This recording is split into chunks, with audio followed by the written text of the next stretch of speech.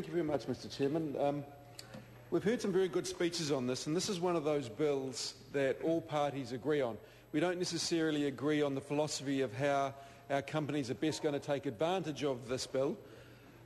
Sorry, I apologise, Kennedy Graham. The Greens don't agree on this, which is a real shame, actually, because I think what we need to do is look at what's best for this country going forward, how we're going to grow our economy in a truly sustainable manner, whilst not really advocating any of our global responsibilities. And I think these free trade agreements do a perfect job in that, because in our past trade ministers, and Jim Sutton and the Honourable Phil Goff, who I mentioned last night will be New Zealand's next elected Prime Minister, and he'll be a very good Prime Minister, and I'll tell you why, because he is the only Prime Minister who has actually worked on the ground negotiating with New Zealand's partners free trade agreements. He knows how the world operates. He knows what it takes to grow this economy.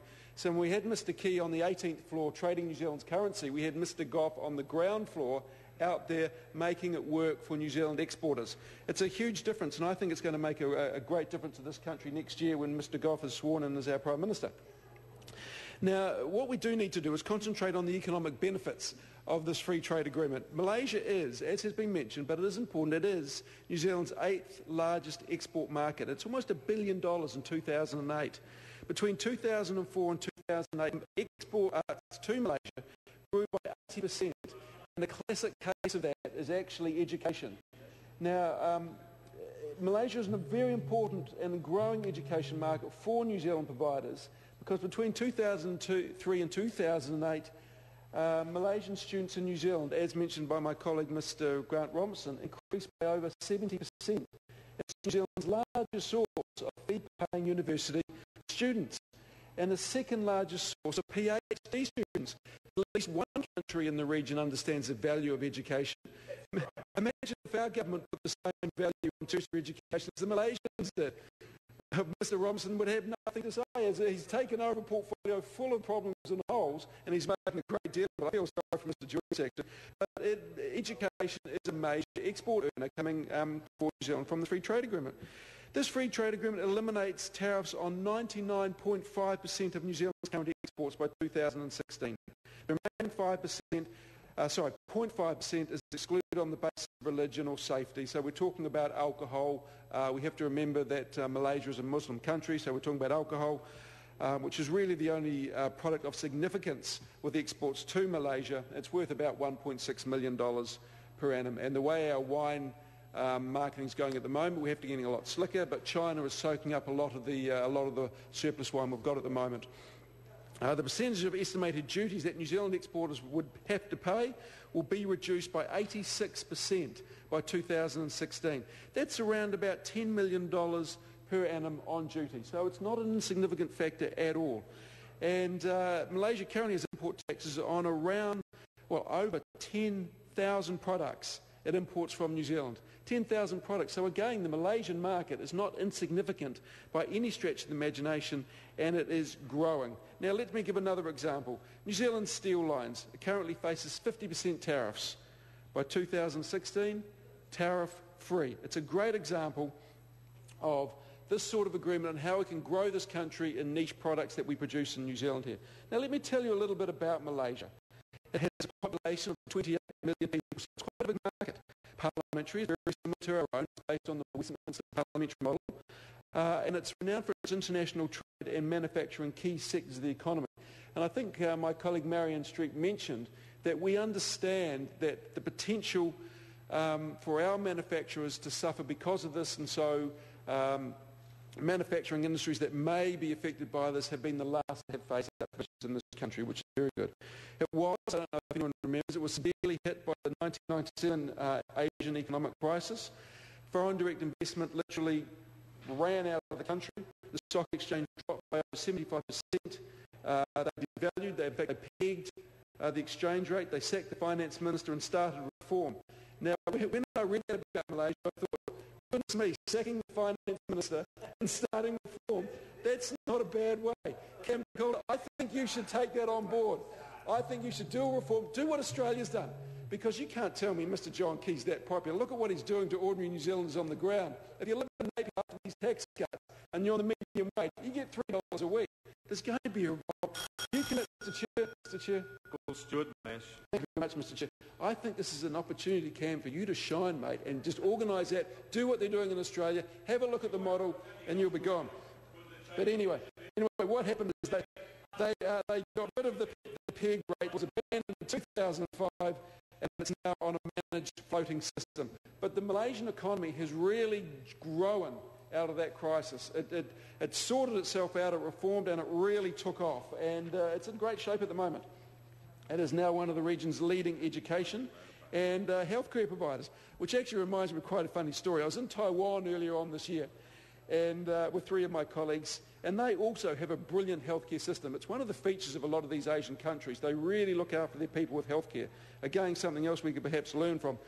But they were extolling their virtues of their cosmetic surgery sector over there and saying what a wonderful industry they have in cosmetic surgery, how safe it was, and they were suggesting that I come back and sample it. I didn't quite know how to take that. But if you see me heading over to Taiwan the next 6 months and coming back with a slightly straightened nose that was dented by an errant rugby boot about 20 years ago, then you know what's happened. I'm only kidding. I'm not quite that vain. Maybe that's where John Key is at the moment. But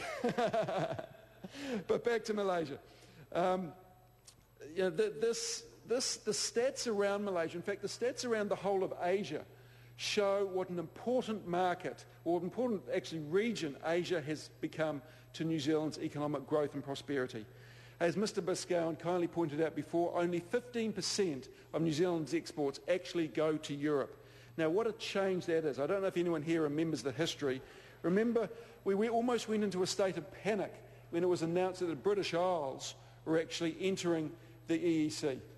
Now, we thought, what the hell are we going to do about this? Because we were so inextricably linked to the UK with our exports, we had to have a complete philosophical change around how we viewed the world, and I suppose how we viewed what was then the seeds of globalisation.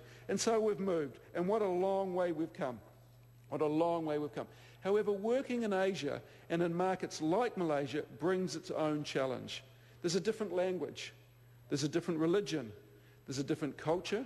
There's different customs. So compare doing business in Australia or England to a foreign country like Malaysia. In Australia and England, you can go along, you can talk about rugby, you can talk about cricket, you can go out for a beer, you can take over some All Black jerseys. We have a lot in common from a cultural, from a sporting, from a heritage background. Doing business in Malaysia, Mr. Chair, I would suggest is a completely different kettle of fish. Now, I would argue this free trade agreement, as the free trade agreement with China and a lot of the others that we're debating with Hong Kong, which we talked about last night, is incredibly important. The real challenge that we face as a country is how are we really going to optimise our advantages and our opportunities into this market. And my concern, Mr. Chair, is that whilst this is a very good bill, New Zealand companies just don't have the tools to take advantage of it. Cam Calder spoke about how the tradable economy has declined, and I'd like to elaborate on this a little bit because it is a stat that is brought up a lot, and it's a very important stat that we all have to sort of take a step back and say, this is the case. What are we going to do about it? But I think what has happened is that our companies, as we've changed focus, our companies haven't had the tools to put this in place. And so what has happened is our companies, well, like I mentioned, 97% of them are small to medium enterprises. They employ 19 people or less. They haven't got the tools or they haven't got the resources to employ a full-time international